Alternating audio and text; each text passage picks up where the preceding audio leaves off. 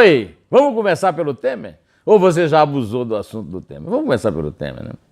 Pois é, a defesa do Temer pediu habeas corpus para o patrão, né? Aí o habeas corpus caiu na mão de Antônio Ivan Atier, é o desembargador que ficou encarregado de relatar o habeas corpus. Oba, devem ter pensado os advogados do Temer. Antônio Ivan Atier tem péssima fama. Soltou o Cavendish, pioneiro lá da roubalheira do Sérgio Cabral. Pois é, mas ele não é besta, não. O que é que ele fez?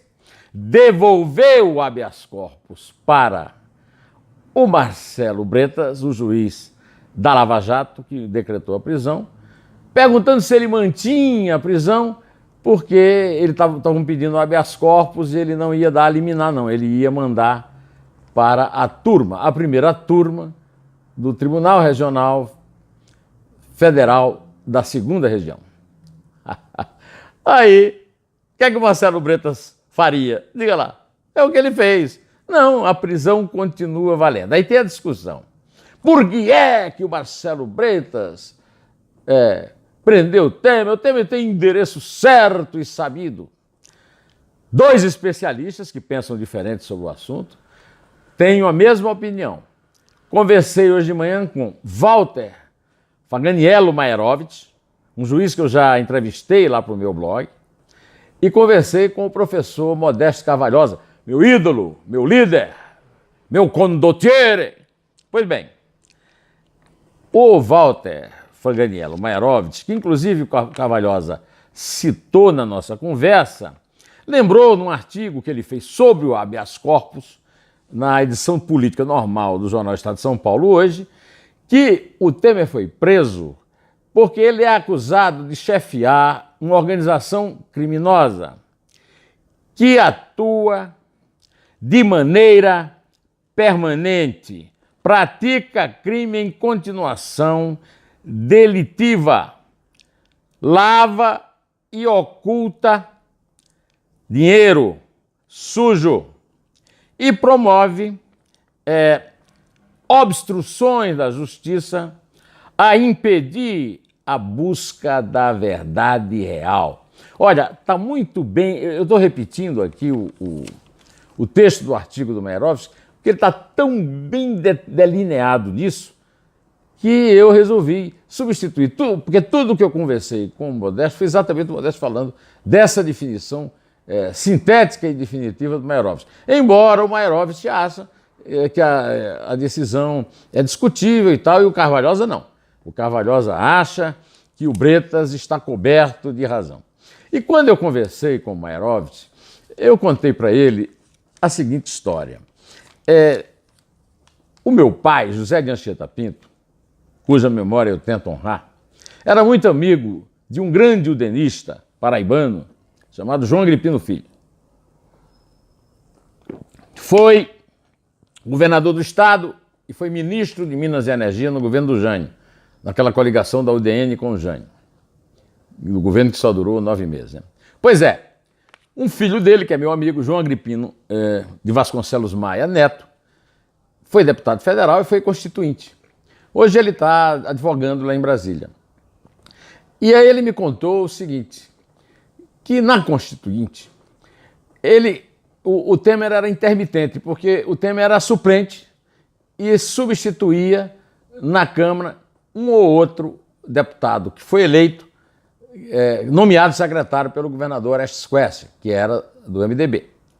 Pois é, e o Agripino até que simpatizou com ele, mas perguntou para o doutor Ulisses, doutor Ulisses, o que é que o senhor acha desse Temer? Um rapaz que entende muito de direito constitucional. Aí o doutor Ulisses, com aquele estilo bate e volta dele, foi muito sintético e não disse mais do que o seguinte, veja bem, ele era secretário de Segurança Pública do Estado de São Paulo e foi eleito pelos bicheiros. Preciso explicar? Preciso lhe dizer? Aí o João Agripino disse, se eu dissesse que precisava, ia bancar o burro, né? Mesma coisa eu faço com você, repasso a declaração do Dr. Ulisses sobre o Temer, para vocês saberem se o Temer realmente está merecendo esse papel de vítima do punitivismo reinante no Brasil, né? Pois bem, enquanto a primeira turma do TRF2 decide sobre o que faz com a prisão do Temer na quarta-feira, até lá, o Temer, hoje, sábado e amanhã, domingo, dia 24, não recebe visitas, porque visita na Polícia Federal só de segunda a sexta. Coitado. Pois bem, mas não vamos agora continuar nessa coisa infinita do Temer, e o Temer como vítima, não dá, né? O Temer como vítima não dá. Pois bem, eu já falei aqui, inclusive, várias vezes, a minha testemunha, Isabel chegou em São Paulo faz 5 anos, eu estou em São Paulo há 49, e eu disse para ela que nos anos 90 se falava isso, do bicheiro que financiava o Temer, e se falava do Porto de Santos, mas não se falava ainda de Angra 3. Então, a questão agora é do Angra 3. E o assunto não foi para o Supremo, tem muita gente esperando aí uma chave de cadeia do Gilmar, mas isso ficou no TRF2, não dá mais para subir, né? Espero que não, né? De qualquer maneira, vamos falar do Supremo? É muito simples. Eu estou emocionado porque o Alexandre de Moraes transformou esse inquérito que o Toffoli deu a ele contra fake news que agridem ministros do Supremo numa corrida de Fórmula 1. Normalmente, nós estamos acostumados a uma corrida de cágado, qual o assento. Se tirar também fica a mesma coisa, né?